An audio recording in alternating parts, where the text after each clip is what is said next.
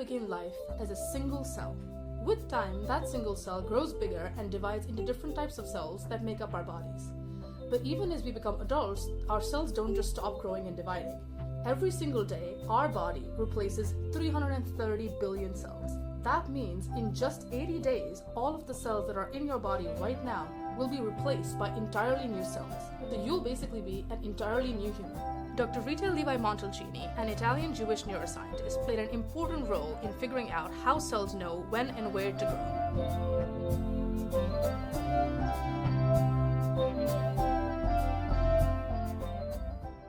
In 1986, she shared the Nobel Prize in Physiology or Medicine for discovering the first growth factor, a protein that tells cells when and where they should grow. After graduating with honors from medical school and specializing in neurology and psychiatry, Dr. Levi-Montalcini realized that she loved doing research.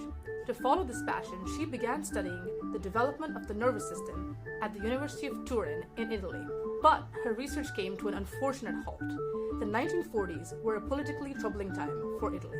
Benito Mussolini, a ruthless dictator and Adolf Hitler's ally, had just risen to power. He passed anti-Semitic laws that prevented Jews from working in universities. But Rita was not deterred by this ban. She built a laboratory in her bedroom with scalpels fashioned out of sewing needles. She convinced farmers that she needed eggs to feed her children, even though she didn't have any, just so she could continue studying how nerve tissue develops in chick embryos. It was in this makeshift lab that she read about an experiment done by Victor Hamburger, a prominent neuroscientist in St. Louis. So, like any good scientist, she decided to repeat it. She took a chick embryo and removed the developing limb from it. She wanted to see what would happen to the nerves that was supposed to grow from the spine and connect to that limb. Just like Victor had seen, she saw that if the limb was removed, the nerve cells no longer grew.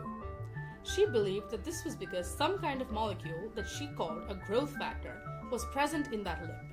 So when that limb was removed, the growth factor was missing, and so the nerves no longer grew towards it.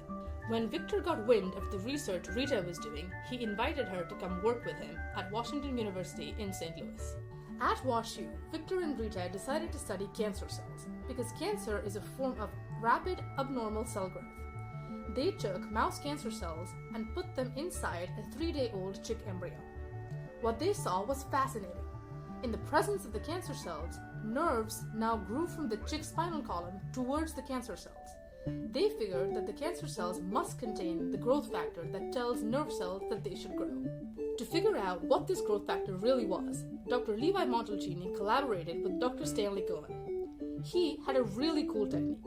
He took the cancer cells and added snake venom to them. Snake venom degrades nucleic acids like DNA and RNA. So, if the growth factor was made up of nucleic acid, snake venom would eliminate it, and so nerve growth would stop. What they observed, however, was the exact opposite. Snake venom actually made the nerves grow much more. They came to the conclusion that snake venom itself contained the mysterious growth factor that they had been searching for. After a lot of hard work, Dr. Levi-Montalcini and Dr. Cohen purified a protein that they called nerve growth factor. This protein was enough to tell nerve fibers that they should grow. This is how the first growth factor was discovered. Since then, about 300 more growth factors have been discovered. These proteins are very important for cells to communicate with each other. They are required for various processes that happen in our bodies all the time, such as cell division, inflammation, and repair of injured tissue. Scientists think that growth factors, like the one Rita discovered, can be used to battle disorders like Alzheimer's, dementia, and even cancer. After having faced tremendous prejudice and countless hardships, Rita Levi-Montalcini spent the rest of her career working to ensure that other scientists had the opportunities and the resources that they needed to succeed.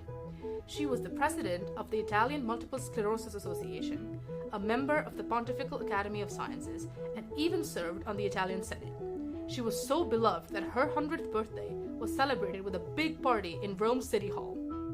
Despite facing many adversities, Dr. Levi-Montalcini didn't shy away from them. In fact, she said, "If I had not been discriminated against or had not suffered persecution, I would never have received the Nobel Prize." She embraced the external forces that shaped her into who she was, a determined, fearless scientist and an inspiration to us all.